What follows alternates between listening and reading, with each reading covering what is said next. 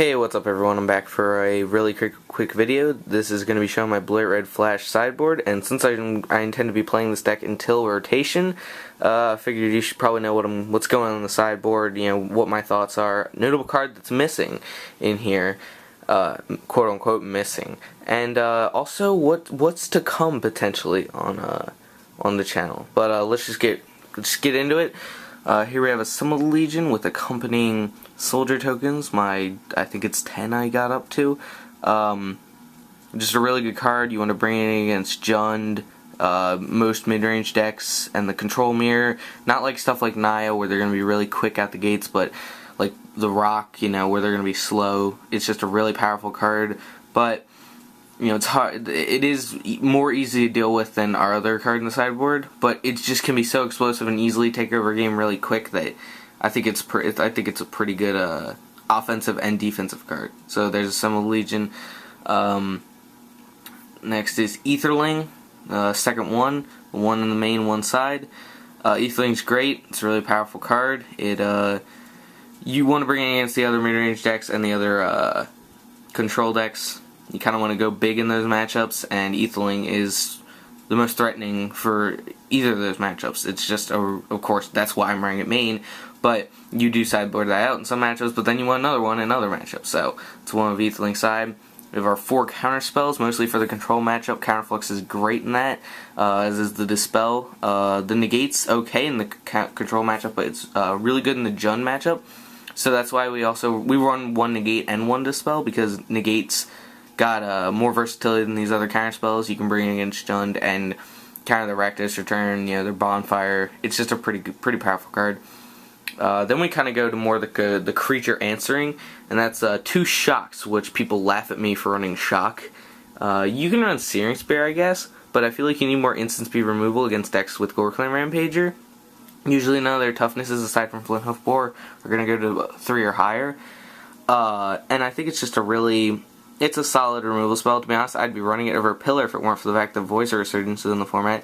And once Pillar leaves, this is what we were going to be running if we were running red. So, Shock's a perfectly fine card. I don't think it's better than Pillar right now because of all the things Pillar can hit and it works well on.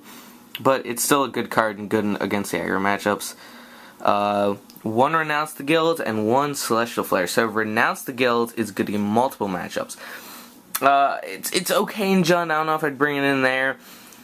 Kind of good against Ban Hexproof, and it's okay elsewhere. But Celestial Flare is the only the only thing that I will give to play against Ban Hexproof. I'm running Renounce because it has other versatility and technically, especially with a bunch of multicolored decks. But I'm not going to give any Ban Hexproof anymore. I hate that deck. It is good against me. It beats me. But I'm not going to, ruin my sideboard and run a bunch of bad cards just to beat it. And Celestial Flare is the only bad card that I will run in an attempt to beat that deck. I think Celestial Flare is not that good in any other matchup, and I think it should be board in. My 4th Turn and Burn, I bring it against the aggro matchups. People tell me I shouldn't, but I do. It's good against mid-range as well. It's just not good against control. But you often have to check, and it's also depending on what deck you're playing against that you might bring it in. But yeah, red is the main reason you're running red is for stuff like Turn and Burn, and Turn and Burn in particular as a card. So I don't know why you would run 1 and 0 side. I'm running 3 main, 1 side, and this is the 4th one. 2 Detention Spheres because I don't give a crap that my Renounce the Guilds could hit my Detention Spheres. I don't care at all. Frankly, I actually don't board in Renounce the Guilds against Jund. Renounce the Guilds, it's kind of an iffy card,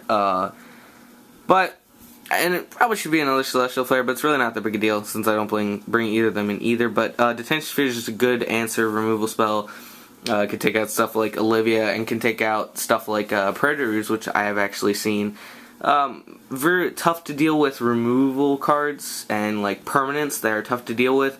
Usually for control, you can deal with Detention Sphere, and it's just strictly better than Oblivion Ring because it can hit a bunch of tokens. And then 2 Terminus, which I bring in against Ban Hexproof and other aggro matchups. I actually had a great moment last night. My opponent had 2 cards in hand. He was playing mono green, and he played a Wolfear Silverheart on a Dryad Militant. I had a Terminus in hand, but I was afraid to cast it because then I would have to tap out because I couldn't get my 7th mana, or like any more mana after that. I was just stuck on 6. But I was afraid, you know, he would have a free reign then to just, you know, cast something. And I was able to Snapcaster, Zuri's Charmers, Dryad Militant, basically so I knew what his draw step was, and I wasn't threatened by that card at all, and then just Terminus, so he had one card in his hand that he wasn't casting, so I knew that it was a blank. And yeah, it was a pretty good play with Terminus, but usually Terminus is great as a miracle. It's good against their super aggressive decks, it can punish them out of nowhere, and I like the 2 in the sideboard. That is my board. In case you didn't notice, I am not running Thundermaw Hellkite, and that's pretty much really quickly the card I want to talk about. A card that a lot of blue, white, red decks are running. Thundermaw Hellkite's bad in this deck. I don't get where people think it's good. People say, well, you can shift gears really quick. It's just a powerful swing of things. You're not looking to swing the game.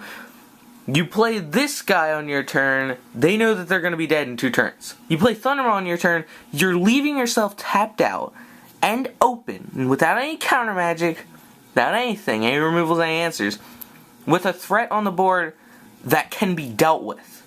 They can't deal with Aetherlink, but they can deal with Thundermaw Hellkite. Thundermaw Hellkite's just not a good part of the strategy. Jerry Thompson said this himself. He's like, I think Thundermaw Hellkite's bad in this deck, and I agree. Thundermaw Hellkite's bad, you shouldn't be running it. So that's my blue-red sideboard. There may be a different deck, not mine, but a different deck tech coming up. So hopefully you'll be able to see that, so stay tuned for that. But for now, this is Palkia Naruto. I'll see you later.